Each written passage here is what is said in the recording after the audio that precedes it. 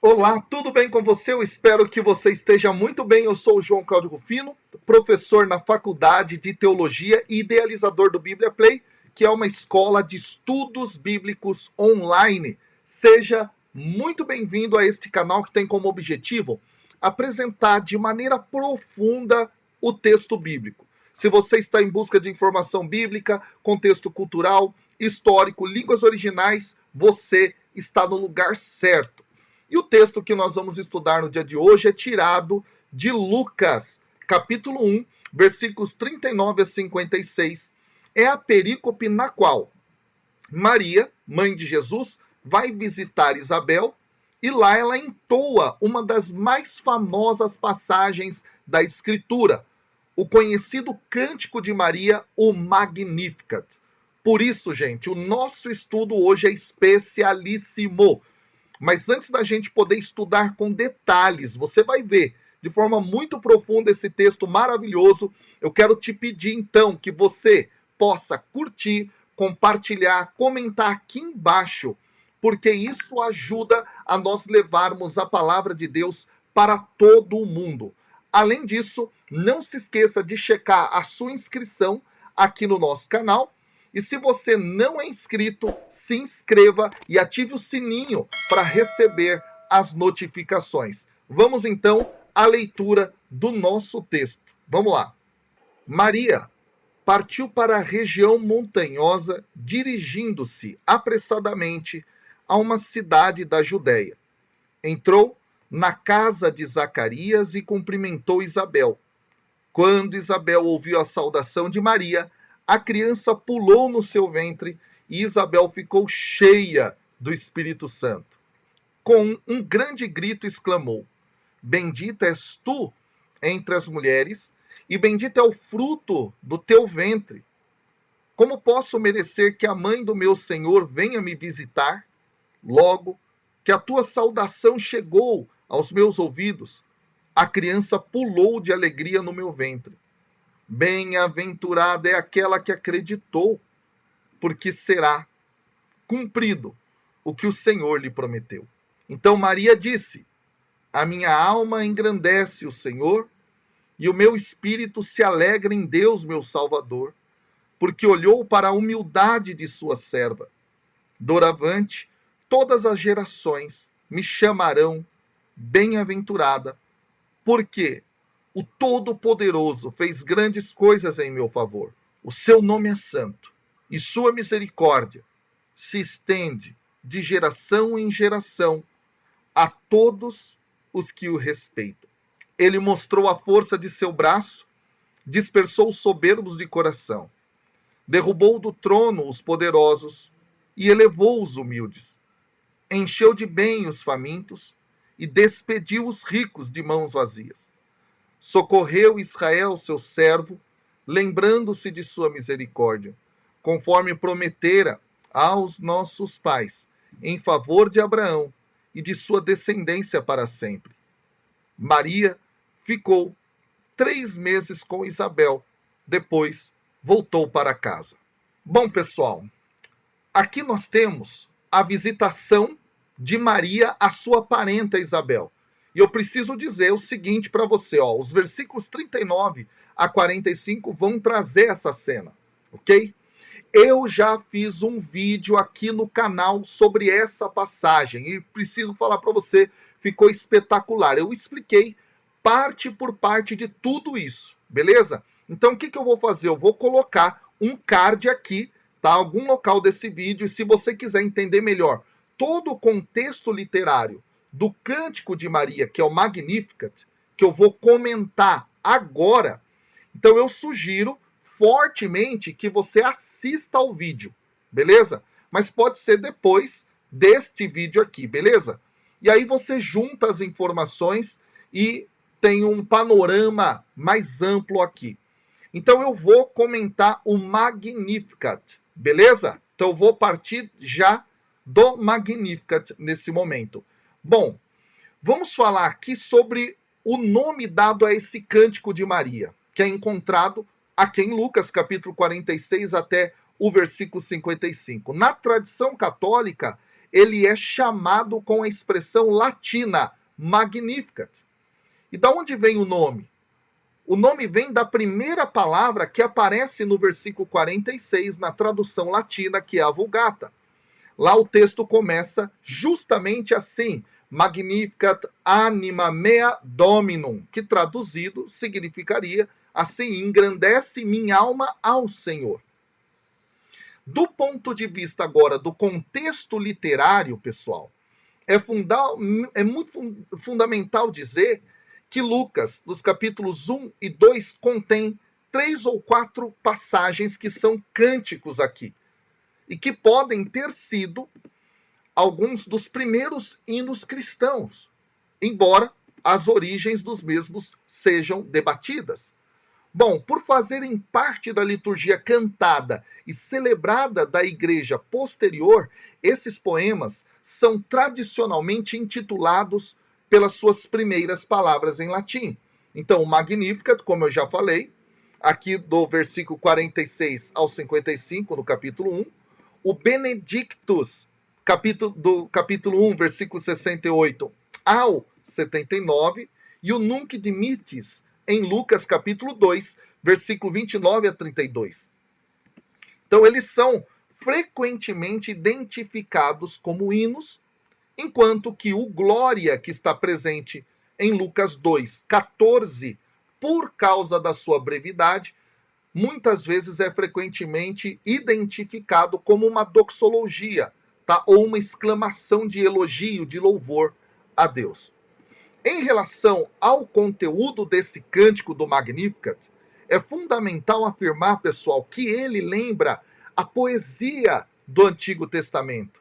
Maria, então, louva ao Senhor aqui pela misericórdia de Deus para com ela e a nação de Israel. O Magnificat reflete a poesia hebraica do livro dos Salmos, tanto na sua forma quanto no seu conteúdo.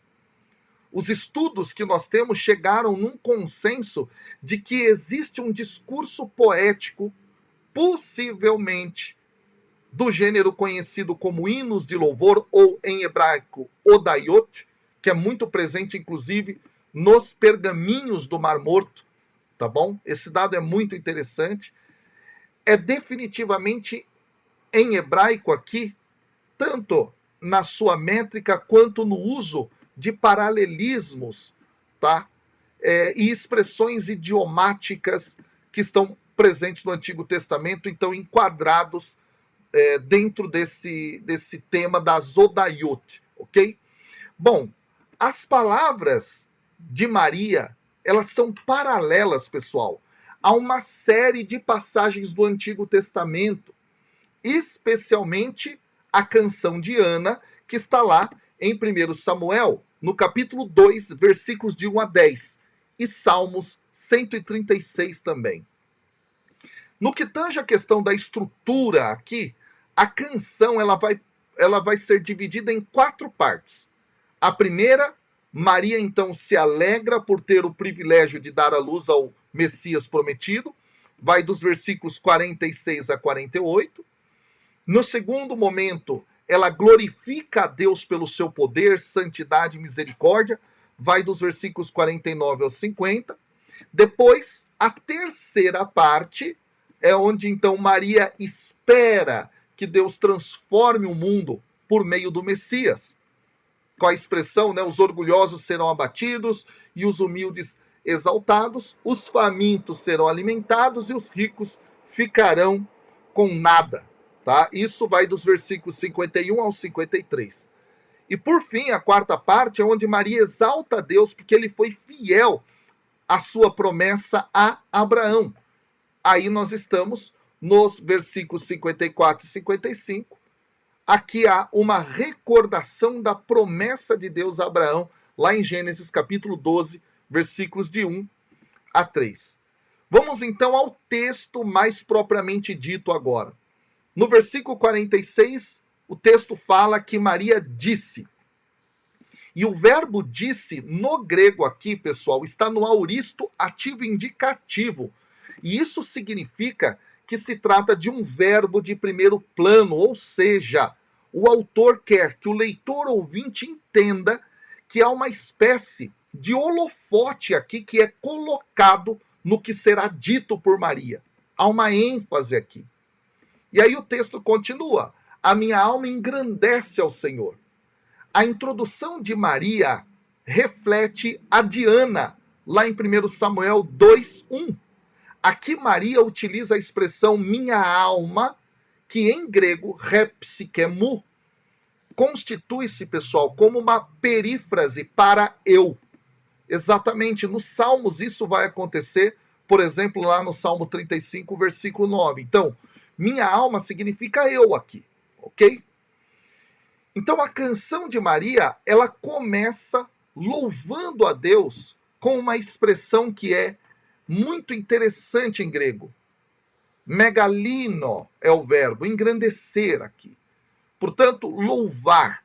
E isso vai aparecer aqui no versículo 58, mas também em Atos 5:13, 10:46 e 19:17. E esse termo corresponde, na tradução grega do Antigo Testamento, ao termo hebraico gidel ou igil, como, por exemplo, nós temos lá no Salmo 34, versículo 4, e no Salmo 69, versículo 31. O versículo 47, pessoal, continua dizendo: e o meu espírito se alegra em Deus, meu Salvador. Lucas aqui apresenta o tema da salvação, que é central dentro de toda a sua obra. Jesus é entendido também como o Salvador, lá no capítulo 2, versículo 11, e traz a salvação, como está dito no capítulo 2, versículo 30, e no capítulo 19, versículo 9. A mensagem aqui sobre Jesus, pregada pelos apóstolos, também é salvação, como nós temos em Atos dos Apóstolos, na continuidade da obra lucana, no capítulo 13, versículo 26, e no capítulo 28, versículo 28. Mas é preciso ressaltar que, embora a linguagem da salvação já esteja presente na Torá, por exemplo, lá em Deuteronômio, capítulo 32, versículo 15, mas também em Salmo 34, versículo 3, e em outros textos do Antigo Testamento, o modo como Lucas fala sobre isso teria sido, pessoal, particularmente o mesmo dos textos extra-bíblicos helênicos. Neles, tanto deuses quanto sábios poderiam receber o título de soter em grego, que significa salvador.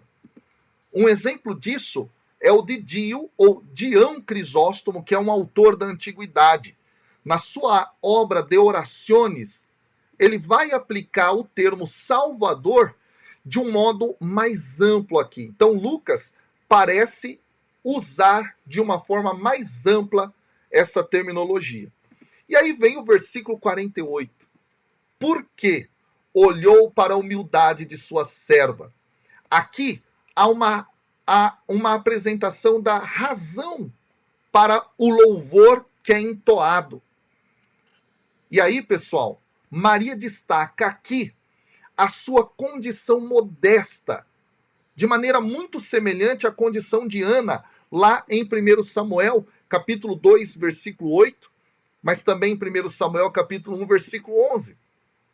O tema do cuidado de Deus pelos humildes, pelos pobres, é destacado em todo o Evangelho de Lucas. Isso vai, portanto, estar presente aqui. A palavra que significa serva, tá aqui em grego, pessoal, é a palavra dulé, pode ser traduzida como escrava, e isso expressa a humildade e a pobreza de Maria. Vale lembrar que no capítulo 1, versículo 38, essa mesma palavra já foi utilizada, quando Maria diz em grego, idu, dulé, quiriu, eis aqui a escrava do Senhor. Maria enfatiza, pessoal, a misericórdia de Deus para com os pobres e a sua santidade e poder aqui. O texto fala sobre humildade da serva. Agora, humildade não é simplesmente e primeiramente uma atitude mental, mas aqui ela consiste numa condição objetiva, como aquelas que são enumeradas na própria canção aqui. Maria, por exemplo, ocupava uma posição de pobreza, de impotência dentro da sua sociedade. E agora, embora também ela exiba a humildade, não é, que é oposta da arrogância a que Deus se opõe. Então esse dado é muito importante. Há esse duplo sentido, mas primeiramente a questão do pobre mesmo, ok? Aí o texto continua. Doravante as gerações me chamarão bem-aventurada. E aí o versículo 49, porque o Todo-Poderoso fez grandes coisas em meu favor, e o seu nome é santo. E a sua misericórdia se estende de geração em geração a todos os que o respeitam, diz o texto no versículo 50. Como Ana, Maria vai louvar o Senhor pelos atributos dele, usando nomes que refletem o seu próprio caráter. A gente pode encontrar isso lá em 1 Samuel capítulo 2, versículo 2. E aí vem o versículo 51. Ele mostrou a força do seu braço. Bom, gente, a primeira coisa interessante a ser destacada sobre essa parte do texto aqui é que, junto com o versículo anterior, essa declaração marca uma transição do que Deus fez com Maria para o que ele fez na história. Tanto Maria quanto Ana vão renunciar à arrogância dos orgulhosos, aqui, não é, que se fazem inimigos de Deus. Esse dado é muito interessante. Lá no Cântico de Ana, no texto de 1 Samuel, capítulo 2, versículo 3, isso acontece. Mas esse também é um tema que vai aparecer em Provérbios, no capítulo 3, versículo 34, em Isaías, capítulo 2, versículo 12 e capítulo 13, versículo 11. O modo como o texto lida com a questão aqui é muito interessante. Nesse momento do texto, pessoal, a expressão, abre aspas, força de seu braço é traduzida aqui. Traduzida, não é? E ela constitui-se como um antropomorfismo dramático para a atividade de Deus nas Sagradas Escrituras. Isso já está presente em Êxodo, capítulo 6, versículo 6. Salmo 88, 11, por exemplo, na versão grega. O que Deus fez? O que Deus fez, então? O texto continua. Dispersou os soberbos de coração. Soberbos de coração é uma frase complexa em grego, pessoal.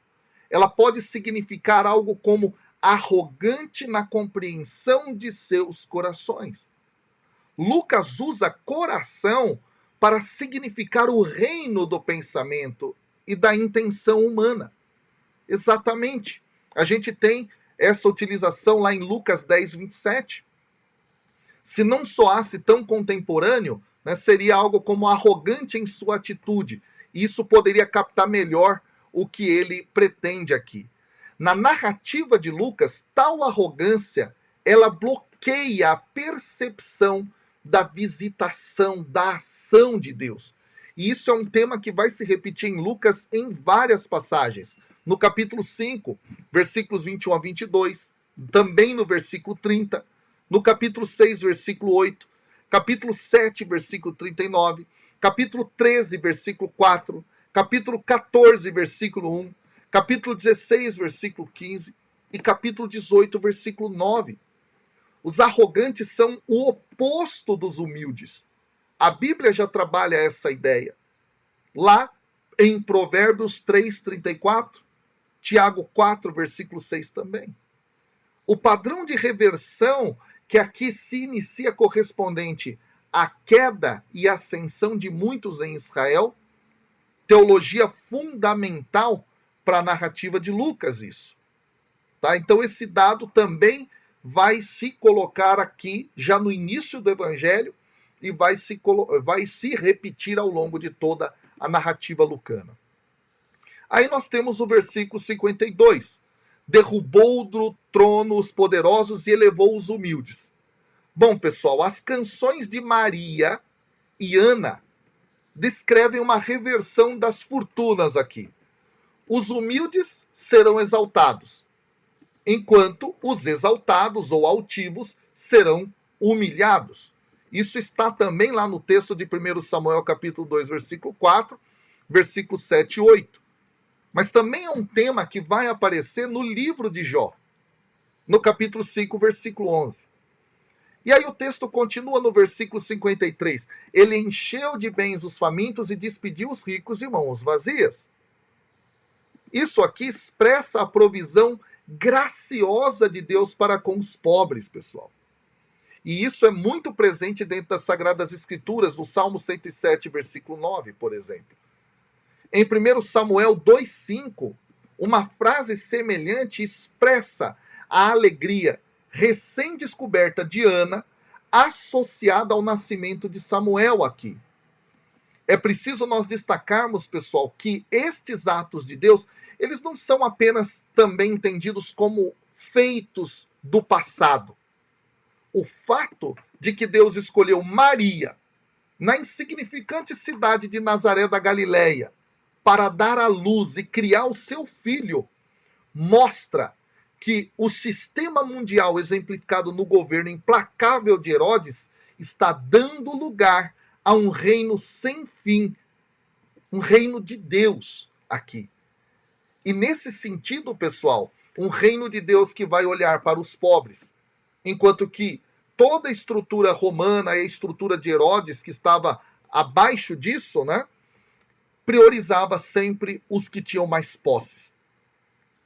Maria aqui rejeita as ideias aceitas de privilégio para os ricos ao falar do que Deus fará pelos pobres. Aí nós temos o versículo 54, que é muito interessante. Socorreu Israel, seu servo, é o início dele.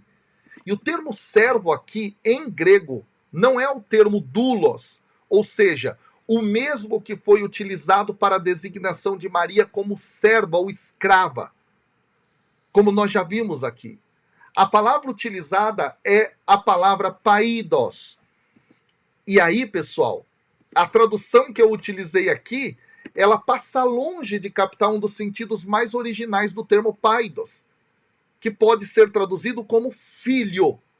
Então ficaria aqui algo como socorreu Israel, seu filho. Parece, ao meu ver aqui, que nesse momento, Lucas ele quer retomar a noção de Israel como filho de Deus. Isso é um dado muito interessante. É muito interessante. Além disso, parece que ele quer continuar a força metafórica do braço forte de Deus, que apareceu no versículo 51. Outra coisa espetacular aqui é que o verbo em português socorrer, utilizado na tradução aqui, em grego é um verbo muito interessante. Antilambano é o grego. E significa também tomar ou segurar. Desse modo, pessoal, a ideia expressa por Lucas aqui pode ser justamente a seguinte: Deus, como pai, segura seu filho Israel com um braço forte. Ele cuida de Israel como um pai. E como pai, Deus cuidou do seu filho Israel. Como? O texto vai trazer a continuidade. Lembrando-se de sua misericórdia. E aqui, o autor evoca novamente Lucas, capítulo 1, versículo 50, com outro antropomorfismo, frequentemente aplicado a Deus na Torá. Gênesis 8:1, Gênesis 9:15, Gênesis 19:29. Lembrar da sua misericórdia. Traz aqui uma ação humana aplicada a Deus, muito presente na tradição bíblica, uma forma muito interessante de falar a respeito de Deus. E aí o texto vem no versículo 55, conforme prometer aos nossos pais em favor de Abraão e de sua descendência para sempre. Gente, aqui tem algo muito interessante. Em cumprimento à proclamação de Deus a Abraão, o filho de Maria deveria ser um canal de bênção e salvação para a nação de Israel. É essa história aqui que está sendo evocada. Gênesis capítulo 12, versículos de 1 a 3. Ou capítulo 17, versículos de 1 a 27. A aliança de Deus com Abraão envolveu tanto multiplicar e abençoar a sua descendência, quanto também torná-la uma via de bênção para todas as nações. Isso é retomado lá de Gênesis e aplicado em Atos, por exemplo, capítulo 3, versículo 25 e versículo 26. Paulo também na carta aos Gálatas, ele vai trabalhar isso no capítulo 3, nos versículos 13 a 18 e nos versículos 24 a 29, para mostrar justamente a figura de Abraão como esse canal a partir do qual todas as nações serão abençoadas. Então é isso que Lucas está evocando aqui na sua teologia, nesse texto. E aí vem o versículo 56 para terminar. Maria ficou 3 meses com Isabel, depois voltou para a sua casa. Maria então permanece aqui até aproximadamente a época do nascimento de João Batista, tá certo? E esse é um dado interessante. Bom, pessoal, percebemos que é um texto muito denso, muito profundo esse cântico do Magnificat, e ele mostra a vontade de Deus, aquilo que Deus quer realizar, que é justamente o seu reino como expressão da sua misericórdia, reino este que, diferentemente do Império Romano e do reinado de Herodes, ao invés de olhar para os ricos e abastados, que muitas vezes naquela época pisavam nos mais pobres, esse reino de Deus, ele vai olhar para os pobres, vai olhar para aqueles que estão com a sua sobrevivência ameaçada. E Maria, pobre também, como o próprio texto vai apontar, ela então louva ao Senhor. Lucas tem isso de forma muito forte dentro do seu texto, da sua teologia. E que também nós possamos, diante disso, pensar se nós temos vivido justamente assim como Deus misericordioso, olhando para os pobres. Pensa nisso. Que Deus te abençoe. Nós estamos juntos até o próximo vídeo. Valeu!